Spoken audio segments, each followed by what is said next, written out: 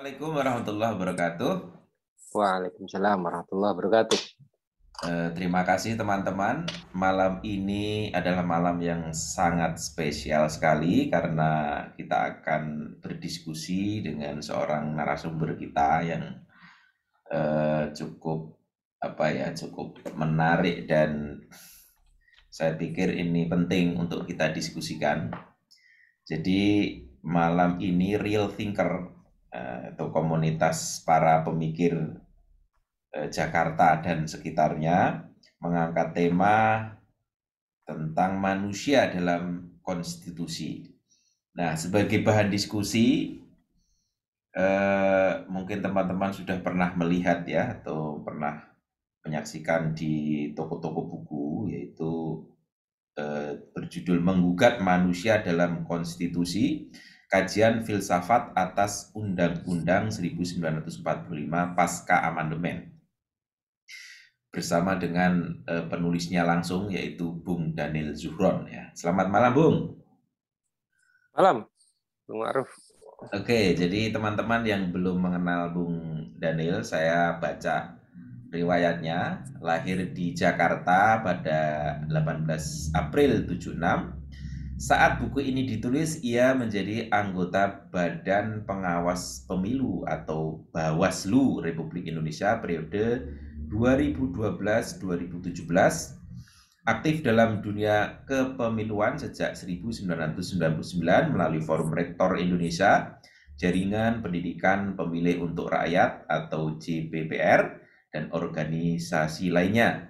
Minatnya pada kajian filsafat Islam mendorong dirinya untuk menempuh ilmu di The Islamic College for Advanced Studies atau ICAS, Universitas Paramadina, Jakarta. Buku ini adalah karya ilmiah yang dibuat populer dari hasil studinya. Ya, cukup menarik ya. Kemudian yang menarik lagi adalah kata pengantar dari Profesor Jimli Asidiki dengan judul Ketika Manusia Menjadi Pusat Perhatian.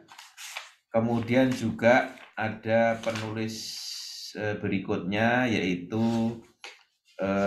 Profesor Rahmat ya kalau nggak salah ya, Ketua Arif Mahkamah Hidayat. Arif Hidayat, Pak Arif Hidayat. Ketua Mahkamah Konstitusi pada saat itu, dan juga dari Wakil Pusat Islam Amar Fauzi PhD dengan judul tulisan beliau Filsafat Menggugat.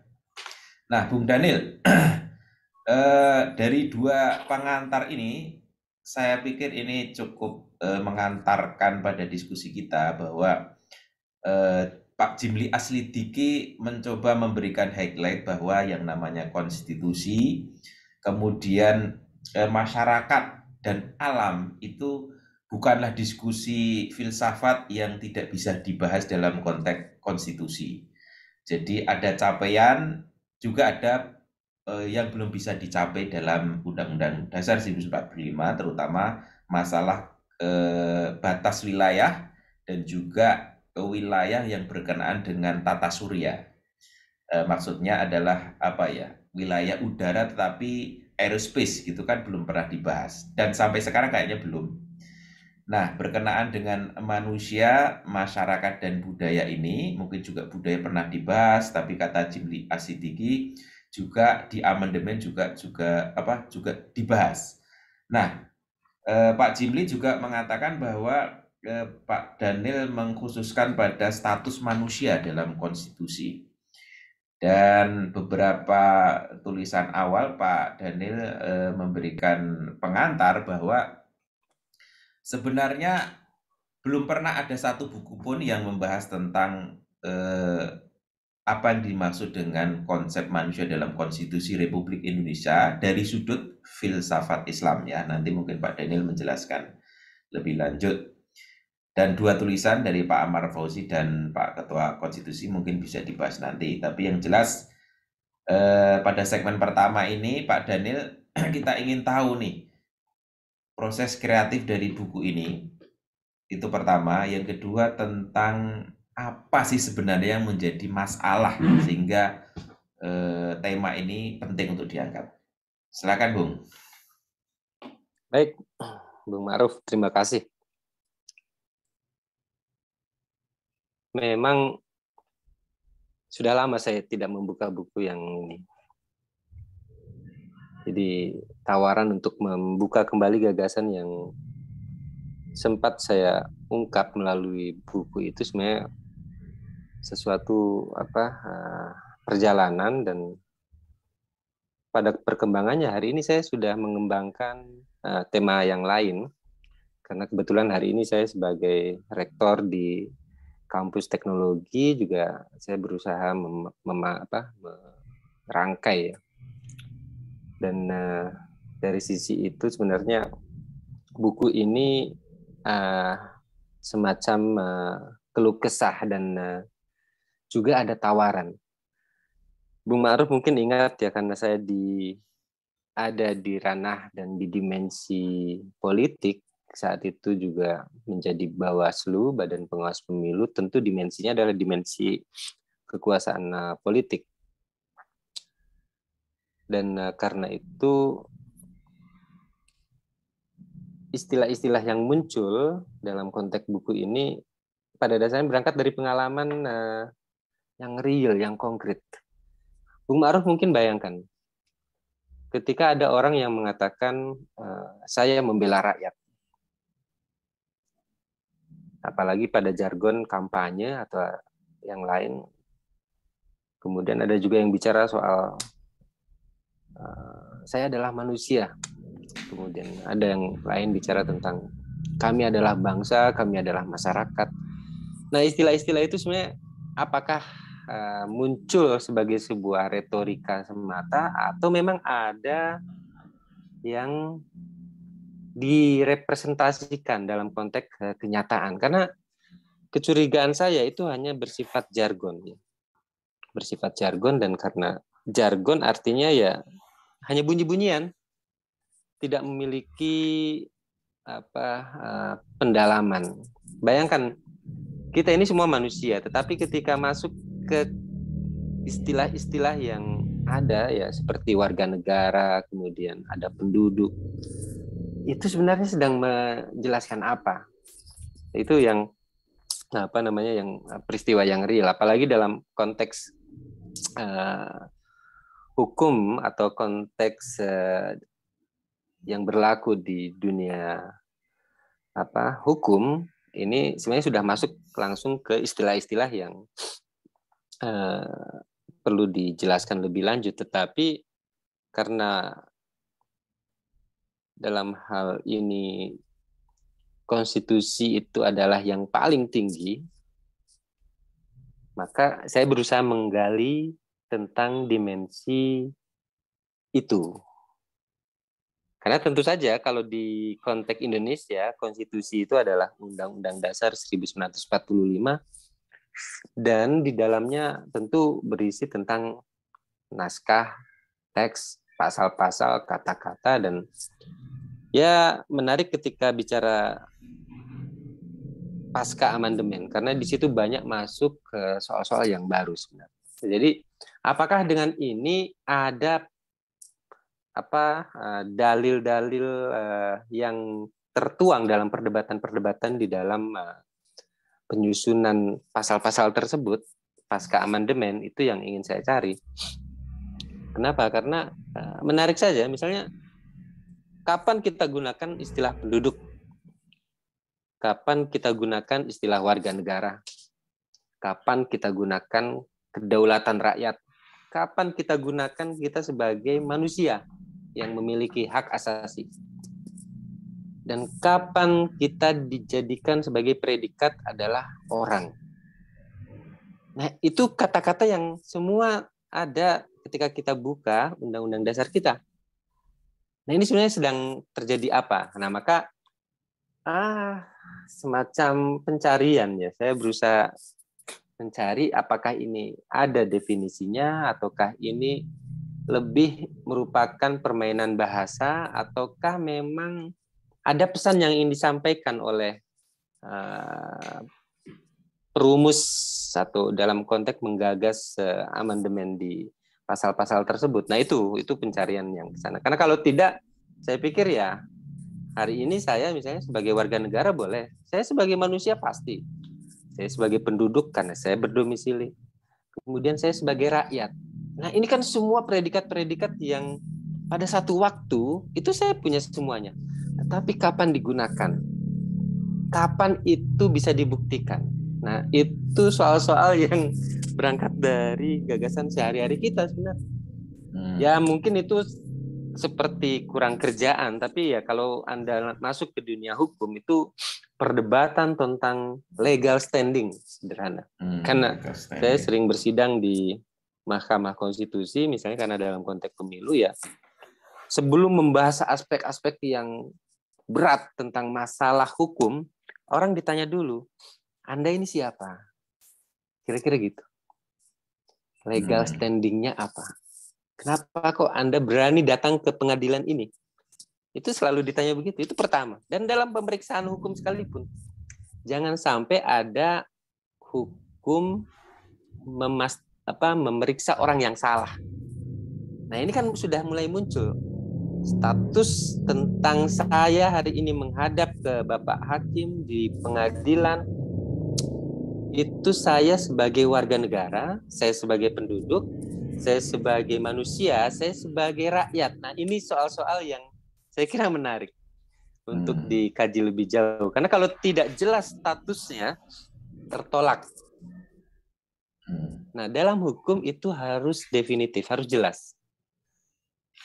Nah, ini kan konstitusi, ini kan yang paling tinggi, Bung Ma'ruf. Dan di dalamnya itu banyak, itu yang saya kemudian urai menjadi beberapa soal predikat-predikat manusia. Karena itu memang predikat. Esensi manusianya apa? Nah, saya mau menggali di aspek itunya. Sebenarnya yang dicari dari konstitusi kita itu manusia yang apa sih sebenarnya kira-kira itu? Karena semua tersedia. Maka kalau begitu sebenarnya kalau besok misalnya kita mau pemilu atau apa, ya saya adalah rakyat. Saya adalah wakil rakyat. Di dalamnya juga ada perdebatan, saya pemilih, saya wakil warga negara yang punya hak pilih, tapi saya juga penduduk. Nah, ini kan konsep-konsep yang berlalu begitu saja, Bung Ma'ruf. Tapi buat saya itu menarik. Ini sedang menjelaskan apa? Seseorang mengatakan tentang A, B, C, D, K. Apalagi hari ini perdebatannya kan kalau di talk show, televisi, apalagi di media sosial ini kan banyak tanda petik hal-hal yang perlu diverifikasi lebih jauh. Nah, 5 tahun kemarin saya sudah membayangkan itu. Ya, cuman gagasannya kemudian karena saya harus mengurainya dalam sesuatu masalah ya, itu saja sementara menarik atau tidak buat saya menarik. Mungkin Bung Ma'ruf bilang, ini kurang kerjaan, nggak masalah. Tapi buat saya, loh, kapan orang ditetapkan dirinya sebagai warga negara? Pada saat bersamaan dia sebagai penduduk.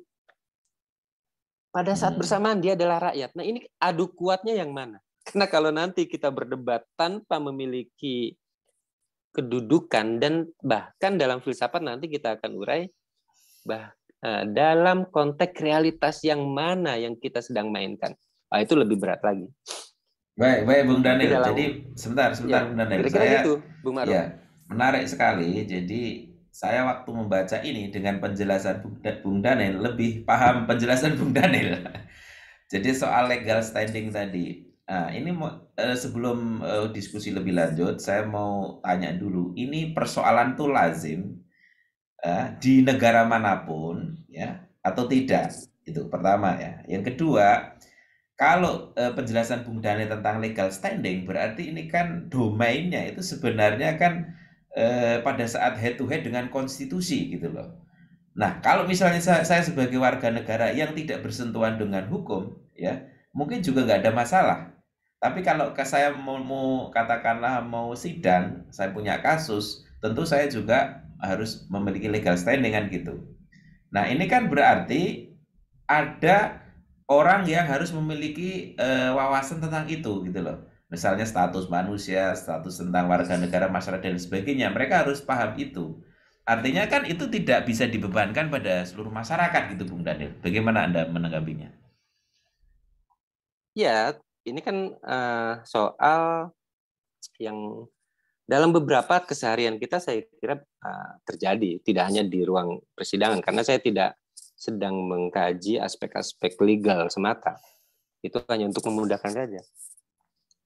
Dan karena itu tidak ada masalah, tapi ini sesuatu yang terjadi. Apalagi hari ini soal diksi bangsa, diksi umat, diksi masyarakat, dan dalam konteks tertentu ada person-person yang muncul sebagai manusia, orang, ya itu muncul dalam keseharian kita dan sah-sah saja, nggak ada masalah.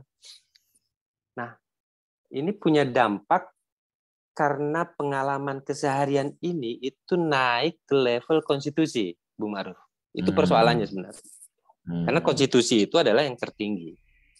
Dan karena ketika orang ingin bersandar kepada soal-soal yang bernilai kekuatan hukum, kepastian di dalamnya, ya kita harus masuk ke konsep hukum.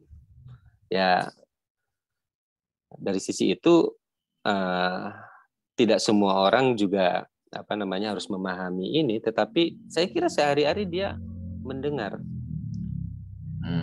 Keseharian kita misalnya ketika diberhentikan oleh petugas di jalan, apalagi sekarang ada Omikron. Anda memberhentikan saya dan memeriksa saya ini sebagai apa?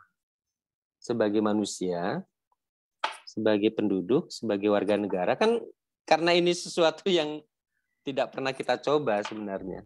Jadi kesadaran itu nampak tidak muncul karena kita biasanya menghindari masalah. Tetapi kalau dicari lebih jauh, sebagai kita memiliki hak.